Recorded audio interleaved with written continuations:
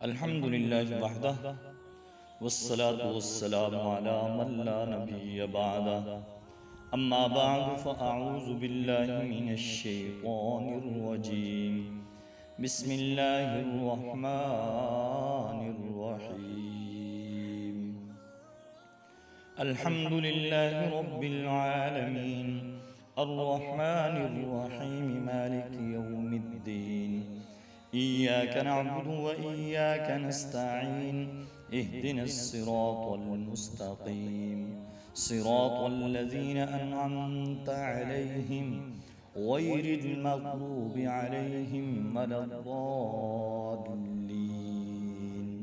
صدق الله العظيم۔ آج ہم اپنے درس کے اندر پہلے پارے کا خلاصہ بیان کریں گے کہ پہلے پارے کے اندر اہم مضامین کون سے بیان ہوئے ہیں۔ پہلا پارہ سورہ فاتحہ مکمل اور سورہ بقرہ کے کچھ حصے پر مشتمل ہے۔ اس پر سارے اہل علم کا اتفاق ہے کہ سورہ فاتحہ مکہ مکرمہ کے اندر نازل ہوئی، اور اس پر بھی اتفاق ہے کہ یہ بالکل ابتدائی مکی دور کے اندر سورہ فاتحہ نازل ہوئی۔ اور وجہ یہ ہے کہ جب قرآن کریم کو کھولا جاتا ہے تو سب سے پہلے یہی سورت نظر آتی ہے، گویا سورہ فاتحہ قرآن کریم کو کھولنے والی ہے، اسی نسبت سے اس سورت کو سورہ فاتحہ کہا جاتا ہے۔ سورہ فاتحہ 7 آیتوں پر مشتمل ہے۔ سورہ فاتحہ کا ایک نام ام القرآن بھی ہے۔ مختصر ہونے کے باوجود اس میں کتاب مقدس کے اساسی مقاصد اجمالی طور پہ آگئے ہیں، اس لیے اسے ام القرآن کہا جاتا ہے۔ سورہ فاتحہ کا ایک نام اساس القرآن بھی ہے، یعنی قرآن کریم کی بنیاد، اور سورہ فاتحہ کی حیثیت یہ قرآن کریم کے دیباچے کی ہے اور قرآن کریم کے خلاصے کی ہے، کیونکہ قرآن کریم کی ساری تعلیمات کا خلاصہ سورہ فاتحہ کے اندر اختصار کے ساتھ آ گیا ہے۔ اور قرآن کریم کے بنیادی مضامین 3 ہیں۔ نمبر 1 توحید، نمبر 2 رسالت، نمبر 3 قیامت۔ اس سورہ فاتحہ کی ابتدائی 2 آیتوں اور چوتھی آیت میں توحید کا مضمون ہے، تیسری آیت میں قیامت کا ذکر ہے، 5ویں اور 6ٹھی آیت میں نبوت اور رسالت کی طرف اشارہ ہے۔ اور اس صورت میں اللہ تبارک و تعالیٰ کے اسماء و صفات کا ذکر بھی ہے، اور اس صورت میں اللہ کی عبادت، اسی سے مدد اور استقامت اور ہدایت کی دعا کا ذکر بھی سورہ فاتحہ میں ہے، اور ایک طرف انبیاء اور صلحاء نیک لوگوں کا تذکرہ بھی سورہ فاتحہ کے اندر ہے، تو دوسری طرف ان قوموں کی روش سے بچنے کی تلقین بھی ہے جو اپنی علمی عملی کج روی کی وجہ سے اللہ تبارک و تعالیٰ کے غضب اور عذاب کی مستحق بن۔ اور یہ دعویٰ بغیر خوف اور تردید کے کیا جا سکتا ہے کہ سورہ فاتحہ ایک بے مثال دعا، سورہ فاتحہ علوم و معارف کا بیش بہا خزانہ، اور سورہ فاتحہ قرآنی علوم کا ایسا شفاف آئینہ ہے کہ جس میں 113 سورتوں کی جھلک ہم مختصر وقت کے اندر دیکھ سکتے ہیں، اور شاید یہ جھلک بار بار دکھانے کے لیے ہی ہر نماز کی ہر رکعت میں سورہ فاتحہ پڑھنے کا حکم دیا گیا ہے۔ اس کے بعد ہے سورہ بقرہ۔ سورہ بقرہ کا اکثر حصہ ہجرت مدینہ کے بعد بالکل ابتدائی دور کے اندر نازل ہوئی، اور سورہ بقرہ مدنی صورت ہے۔ سورہ بقرہ قرآن کریم کی سب سے طویل اور لمبی صورت ہے، جو کہ 286 آیات پہ مشتمل ہے۔ اس کو سورہ بقرہ کیوں کہا جاتا ہے؟ بقرہ عربی میں گائے کو کہتے ہیں، چونکہ اس صورت میں بقرہ کا لفظ آیا ہے اور گائے ذبح کرنے کا واقعہ بھی مذکور ہے۔ دیکھیے آیت نمبر 66 سے لے کر آیت نمبر 73 تک، اس لیے اسے سورہ بقرہ کہا جاتا ہے۔ وہ گائے ذبح کرنے کا واقعہ کیا ہے؟ بنی اسرائیل کے ایک مالدار شخص کو اس کے بھتیجے وراثت کا مال لینے کی غرض سے قتل کر دیا، پھر رات کی تاریکی میں اس کی ناش اٹھا کر کسی دوسرے کے دروازے پہ ڈال دیا اور اس پر قتل کا دعویٰ کر دیا۔ قریب تھا کہ مدعی اور مدعا علیہ کے خاندان ایک دوسرے پہ ہتھیار اٹھا لیتے اور لڑ پڑتے، تو اللہ تبارک و تعالیٰ نے حضرت موسیٰ علیہ السلام کے ذریعے انہیں گائے ذبح کرنے اور گائے کے گوشت کا کچھ حصہ اس مقتول آدمی کے جسم کے ساتھ لگانے کا حکم دیا۔ ایسا کرنے سے مقتول زندہ ہو کر اٹھ بیٹھا اور اس نے اپنے قاتل کی خود بخود نشاندہی کر دی۔ اتفاق سے انہی دنوں بنی اسرائیل کا ایک گروہ مرنے کے بعد کی زندگی کا انکار بھی کر رہا تھا، تو مقتول آدمی کے زندہ ہونے سے نہ صرف یہ کہ قاتل کی نشاندہی ہوگی، بلکہ مرنے کے بعد دوبارہ اٹھنے پر ایک حجت اور دلیل بھی قائم ہوگی۔ اور اس کے ساتھ ساتھ گائے کی عقیدت کا رد بھی ہوگی کہ مصریوں کے ساتھ لمبا عرصہ رہنے کی وجہ سے بنی اسرائیل کے دل میں گائے کی جو عقیدت و محبت رچ بس گئی تھی، گائے ذبح کرنے کا حکم دے کر اس کی تردید اور توہین بھی کر دی۔ اور گائے کے ذبح کرنے کا جو حکم تھا، اس کی حکمتیں کیا تھی؟ اس حکم کی 3 حکمتیں تھیں۔ نمبر 1، قاتل کی نشاندہی ہو جائے۔ نمبر 2، مرنے کے بعد دوبارہ اٹھنے والے عقیدے پہ دلیل قائم ہو جائے۔ نمبر 3، گائے کی محبت اور عقیدت کی تردید ہو جائے۔ اس واقعے کے علاوہ پہلے پارے کے اندر جو اہم مضامین بیان ہوئے ہیں وہ یہ ہیں۔ نمبر 1، اس سورت کی ابتدا رسول اللہ صلی اللہ علیہ وسلم کے دائمی معجزہ قرآن کریم کے ذکر سے ہوئی ہے۔ یوں تو آقا علیہ السلام کو متعدد حسی اور مادی معجزات بھی عطا کیے گئے، لیکن قرآن کریم آقا علیہ السلام کا سب سے بڑا علمی معجزہ تھا۔ اور اس سورت کی ابتدا، سورہ بقرہ کی ابتدا حروف مقطعات میں سے الف لام میم کے ساتھ ہو رہی ہے، اور ابتدا کا یہ انداز عربوں کے لیے ایک غیر مانوس تھا۔ اس انداز نے ان کی توجہ کو اپنی طرف کھینچ لیا اور وہ توجہ سے بات سننے پہ مجبور ہو گئے۔ دوسری بات، قرآن کریم کی جن سورتوں کا آغاز حروف مقطعات سے ہوا ہے، وہاں قرآن کریم کی عظمت، صداقت اور اعجاز اور حقانیت کا تذکرہ بھی ہوا ہے۔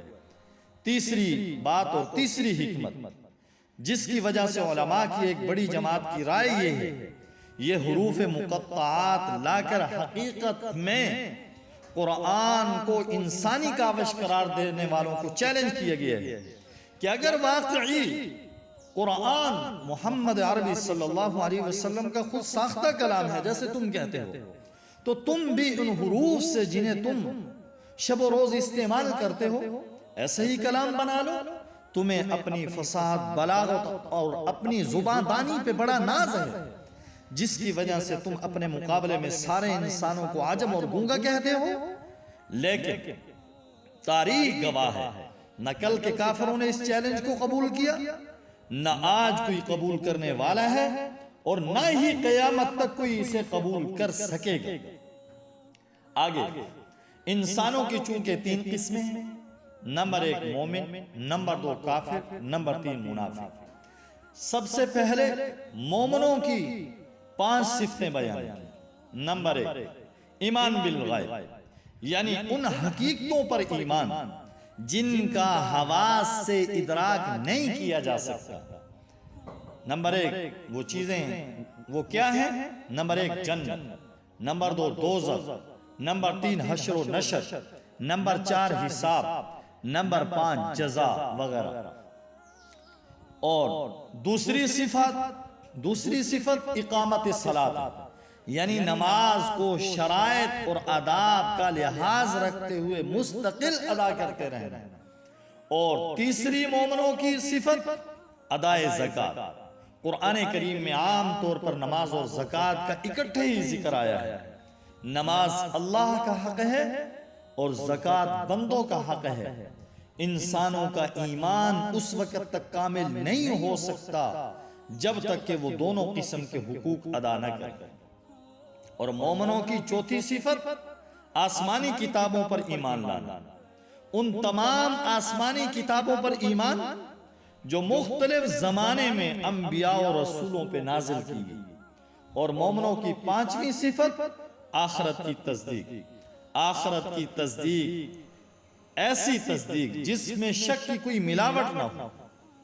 اور یہاں یہ نکتہ قابل توجہ ہے کہ اللہ تبارک و تعالیٰ نے ایمان والوں کا تذکرہ 4 آیتوں میں کیا ہے اور کافروں کا تذکرہ 2 آیتوں میں کیا ہے اور منافقوں کا تذکرہ 13 آیتوں میں کیا ہے۔ ان 13 آیتوں میں منافقوں کے 12 اوصاف بیان کیے گئے ہیں۔ مسلمانوں پہ لازم ہے کہ وہ ان اوصاف بد سے اپنا دامن بچا کر رکھیں۔ اور وہ اوصاف جو منافقوں کی ہیں اور جو علامتیں منافقوں کی ہیں وہ یہ ہیں: نمبر 1 جھوٹ، نمبر 2 دھوکہ، نمبر 3 عدم شعور، نمبر 4 قلبی بیماری، حسد ہے، تکبر ہے، حرص ہے، نمبر 5 مکر و فریب، نمبر 6 سفاہت، نمبر 7 احکام الہی کا استہزاء، نمبر 8 زمین میں فتنہ و فساد، نمبر 9 جہالت، نمبر 10 ضلالت، نمبر 11 تذبذب، نمبر 12 اہل ایمان کا تمسخر۔ اس کے علاوہ جو اس پارے کے اندر اہم مضمون بیان ہوا ہے وہ حضرت آدم اور حضرت حوا علیہ السلام کا قصہ ہے جو ابلیس لعین کے ساتھ پیش آیا۔ اور حقیقت میں یہ ساری انسانیت اور اس دنیا کی ابتدا سے انتہا تک کا قصہ ہے۔ یہ قصہ حق اور باطل، خیر اور شر کے درمیان دائمی کشمکش کی نشاندہی کرتا ہے۔ یہ قصہ حضرت آدم علیہ السلام کی عظمت شان بتاتا ہے۔ انہیں زمین کی خلافت عطا کی گئی، انہیں ایسے علم سے نوازا گیا جو فرشتوں کے پاس نہیں تھا۔ فرشتوں کو ان کے سامنے سجدہ کرنے کا حکم دیا گیا۔ منصب خلافت پر فائز ہونے کی وجہ سے بنی آدم اس حکم کے پابند ہیں کہ وہ زمین پر اللہ کے حکموں کو نافذ کریں اور دنیا کا نظام ویسے چلائیں جیسے اللہ تبارک و تعالیٰ چاہتے ہیں۔ اور ساتھ ساتھ اس پہلے پارے کے اندر یہودیوں کا تذکرہ بھی ہے۔ یوں تو قرآن کریم متعدد مقامات پر بنی اسرائیل کا تذکرہ ہے، لیکن ان کے بارے میں سب سے زیادہ تفصیلی بحث سورہ بقرہ کرتی ہے۔ پہلا پارہ تقریباً پورا ہی ان کے تذکرے پہ مشتمل ہے۔ پھر اللہ تبارک و تعالیٰ کے انعامات کا ذکر ہے۔ سب سے پہلے تو یہ بتایا گیا کہ اللہ تعالیٰ نے بنی اسرائیل کو بے شمار ظاہری اور باطنی، دینی اور دنیاوی نعمتیں عطا فرمائی۔ مثلا ان کے اندر اللہ تبارک و تعالیٰ نے کثرت سے انبیاء علیہ السلام پیدا فرمائے۔ نمبر 2 انہیں دنیاوی خوشحالی عطا کی۔ نمبر 3 عقیدہ توحید اور ایمان کی نعمت سے سرفراز فرمایا۔ نمبر 4 فرعون کے مظالم سے بنی اسرائیلیوں کو نجات دی۔ نمبر 5 انہوں نے حضرت موسیٰ علیہ السلام کی قیادت میں مصر سے ہجرت کی اور فرعون نے ان کا پیچھا کیا تو سمندر میں اللہ نے ان کے لیے رستے بنا دیے۔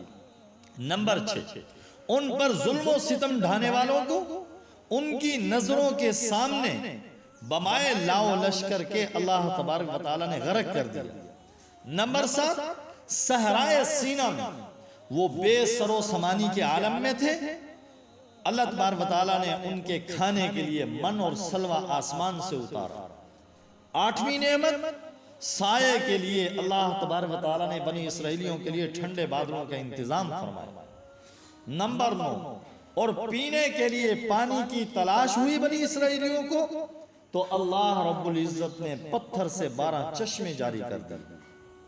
پھر اس کے بعد بتایا گیا ہے کہ انہوں نے ان نعمتوں کا شکر ادا نہیں کیا، بتدریج کفران نعمت کی بیماری کے اندر مبتلا ہوا، تو انہوں نے پہلا کام کیا کیا؟ حق کو چھپایا۔ دوسرا کام، خاتم النبیین صلی اللہ علیہ وسلم کی نبوت کا انکار کیا۔ نمبر 3، بچڑے کو معبود بنا لیا۔ نمبر 4، دشت سینہ میں بے صبری اور حرص اور لالچ کا مظاہرہ کیا۔ نمبر 5، اریحا شہر میں متکبرانہ انداز میں داخل ہوئے، جبکہ انہیں عاجزی کے ساتھ داخل ہونے کا حکم دیا گیا تھا۔ نمبر 6، انبیاء علیہ السلام کو انہوں نے ناحق قتل کیا۔ نمبر 7، بار بار بدعہدی کے مرتکب ہوئے۔ نمبر 8، ان کے دل سخت ہو گئے تھے۔ نمبر 9، انہوں نے اللہ کے کلام میں لفظی اور معنوی تعریف کی۔ نمبر 10، شریعت کے بعض احکام پر وہ ایمان لائے اور بعض کا انکار کرتے رہے۔ نمبر 11، وہ بغض اور حسد کی بیماری میں مبتلا ہو گئے۔ نمبر 12، انہیں مادی زندگی سے مبالغے کی حد تک محبت تھی۔ نمبر 13، مقرب فرشتوں سے بیزاری کا اظہار کرتے تھے۔ نمبر 14، سحر و کہانت میں بے حد دلچسپی رکھتے تھے۔ نمبر 15، ان کے ہاں ایسے عملیات کو قبول عام حاصل تھا جن کے ذریعے میاں بیوی کے درمیان جدائی پیدا کر کے عشق پر از فس کی راہ ہموار کر دی جائے۔ نمبر 16، بدعملی کے باوجود جنت کے واحد ٹھیکیدار ہونے کا دعویٰ کرتے تھے اور بڑے وثوق سے کہتے تھے کہ جنت میں صرف وہی جا سکتا ہے جو یہودی ہو۔ نمبر 17، اور یہی دعویٰ نصارہ بھی کرتے تھے۔ نمبر 18، اس کے ساتھ دونوں یہ دعویٰ بھی کرتے تھے کہ صرف ہم ہی اکبر ہیں اور ہمارے مخالف فرقے کے پاس کوئی دلیل نہیں۔ سوچئے، اور عبرت اور نصیحت کی بات یہ ہے کہ کہیں ان خرابیوں میں سے کوئی خرابی ہم مسلمانوں میں تو نہیں پائی جاتی۔ ہم ان خرابیوں سے اپنے آپ کو بچائیں۔ یہود پر انعامات اور ان کے کفران نعمت اور جرائم کی تفصیل کے بعد تذکرہ ہے سیدنا ابراہیم علیہ السلام کا، کہ جن کی عظمت شان کو یہود اور نصارہ دونوں تسلیم کرتے تھے اور فخریہ طور پر ان کی طرف اپنی نسبت کرتے تھے۔ اگر وہ اپنے دعوے میں سچے ہوتے تو ہمارے آقا علیہ السلام کی اتباع ضرور کرتے، کیونکہ میرے آقا حضرت ابراہیم خلیل اللہ علیہ السلام کی دعاؤں ہی کا ثمر تھے۔ یہاں یہ بھی بتایا گیا ہے کہ اللہ تبارک و تعالیٰ نے حضرت ابراہیم علیہ السلام کو مختلف ابتلاؤں اور آزمائشوں میں ڈالا، لیکن وہ ہر آزمائش سے سرخرو ہو کر نکلے۔ پہلی بات، والد کی بت پرستی سے بیزاری کا معاملہ ہو۔ نمبر 2، قوم سے ٹکراؤ کا معاملہ ہو۔ نمبر 3، نمرود سے بحث و مباحثہ کا مرحلہ ہو۔ نمبر 4، آگ میں ڈالے جانے کا واقعہ ہو۔ نمبر 5، وطن سے ہجرت کرنے کا واقعہ ہو۔ نمبر 6، بیوی اور بچے کو بے آب و گیا وادی میں چھوڑنے کا حکم ہو۔ نمبر 7، یا اپنے لخت جگر کو اپنے ہاتھوں سے ذبح کرنے کا حکم ہو۔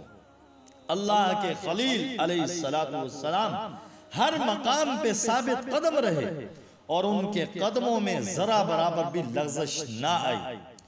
اسی ثابت قدمی کی برکت تھی کہ اللہ رب العزت نے ان کی دعائیں قبول کی۔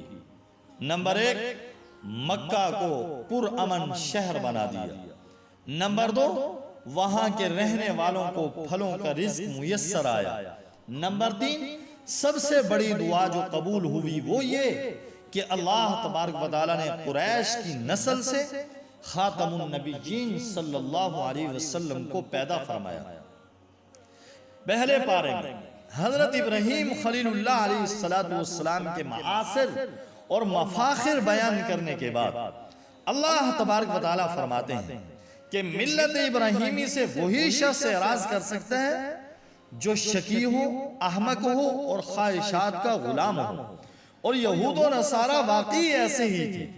وہ حضرت ابراہیم علیہ السلام کی طرف اپنی نسبت تو کرتے تھے، مگر ان کا باطل خیال یہ تھا کہ نجات حنفیت کی اتباع میں نہیں بلکہ یہودیت اور نصرانیت کی اتباع میں نجات ہے۔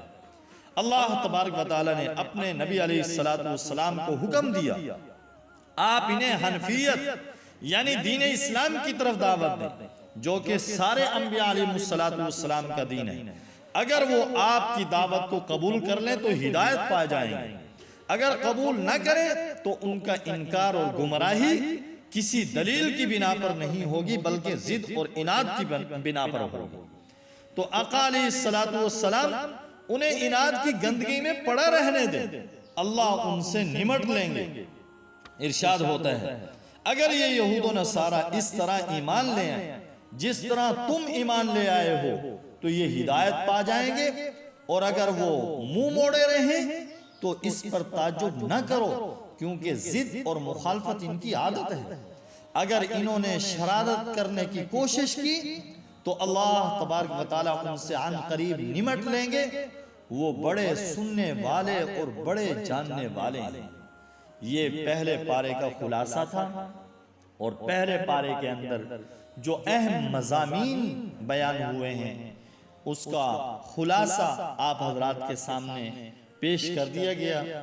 دعا ہے اللہ رب العزت سے کہ اللہ ہم سب کو قرآن کریم سے سچی پکی محبت نصیب فرمائے اور اس کے تمام حقوق بجا لانے کی توفیق نصیب فرمائے اور اس پر عمل پیرا ہونے کی توفیق نصیب فرمائے۔ وآخر دعوانا ان الحمدللہ رب العالمین۔